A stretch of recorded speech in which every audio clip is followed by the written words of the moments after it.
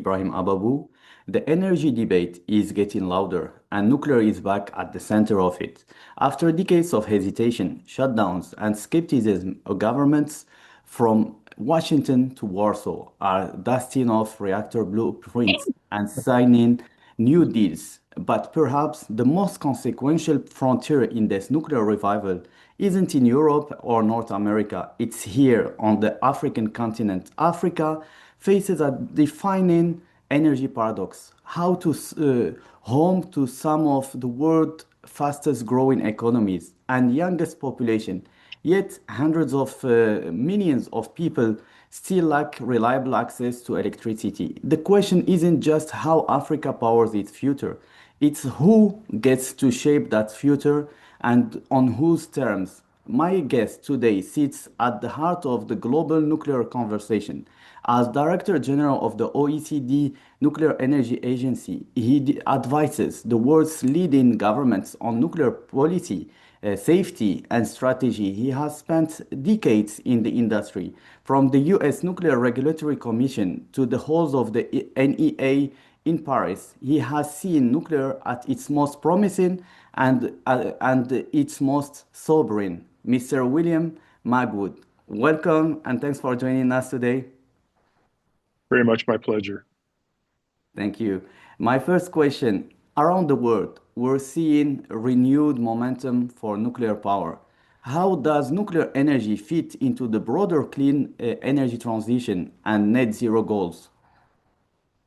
Well, first, I appreciate the opportunity to speak with you today. It's really one of the most important questions that is being asked around the world. And I think it's fair to say that if you go back even half a dozen years, most countries were not planning much of a future for nuclear. They were not thinking about building new plants. In fact, many countries were thinking about shutting down their old plants. And it really seemed that much of the interest in nuclear were in places like China, India, Russia, as opposed to Europe, North America, and the parts of Asia. And what really has happened over the years is that as countries have tried to meet their net zero targets using greater efficiency, using renewables, which have been deployed in significant amounts over the last couple of decades, really weren't seeing a convergence towards the numbers they were hoping for. We weren't on track for net zero by 2050, which most countries had committed to. And so we started to see countries asking about nuclear. Clearly, as the geopolitical situation has evolved, war in Ukraine in particular, countries really shifted their focus away somewhat from environmental concerns and much more sharply on energy security. And the reality is that when you look at energy security and you're trying to deal with energy security in a carbon limited environment, and then on top of that, you add the fact that global electricity demand is just skyrocketing because of the advent of AI, electric vehicles, many other factors. That combination led a huge number of countries to refocus their energy policies.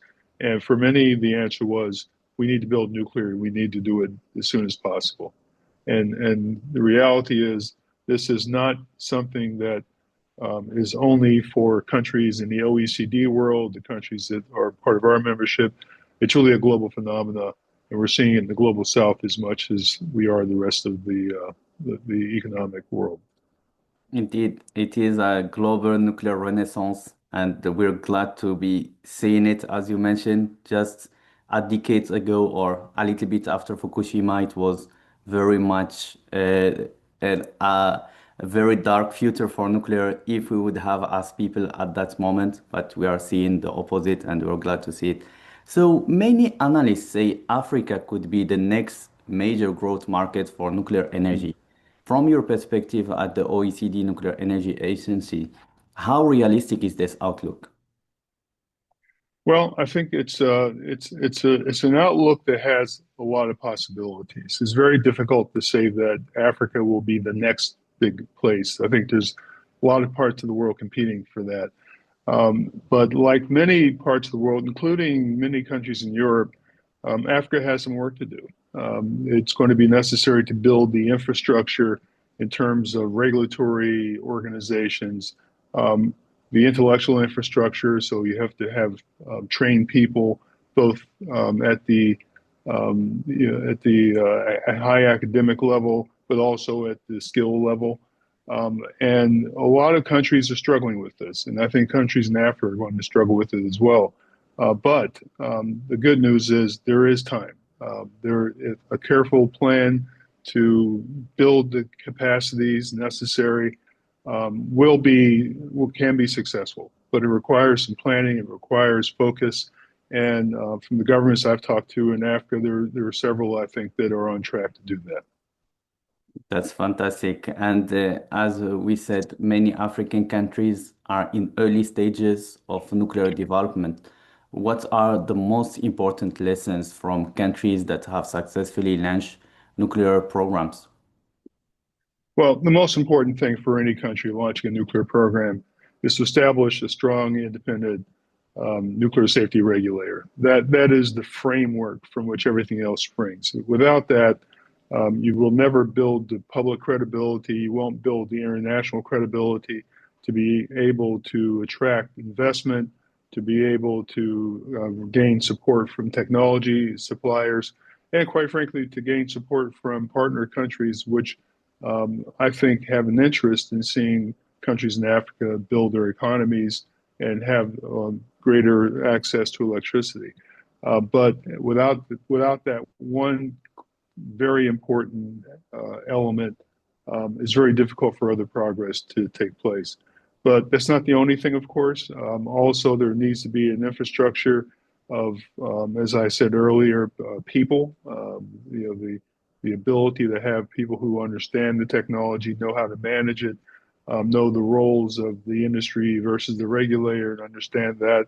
And also, I think you really also need to have some industrial infrastructure. It's very difficult to operate a nuclear plant without having a supporting environment so that components and services can be delivered to the plant from local capacities. And that takes time to put together, but it is something which is both necessary for a nuclear plant to be built and operate successfully, but it's also a great opportunity to build those capacities, not just for a nuclear project, but really for the broader economic development of the country. So I think there's a handshake between economic development and nuclear projects, which is extremely important, but requires a lot of planning and a lot of thought. I totally agree. And as a follow-up question to this, and you partially answered the question, so how can Africa position itself as an attractive destination for nuclear investments? I think it's going to be a matter of showing investors that the plans are solid, they're well thought out, they benefit from experience from around the world. No country is going to be able to deploy nuclear on its own. It's going to require, as I have said in my various speeches in Africa, the global village to come together to support these initiatives.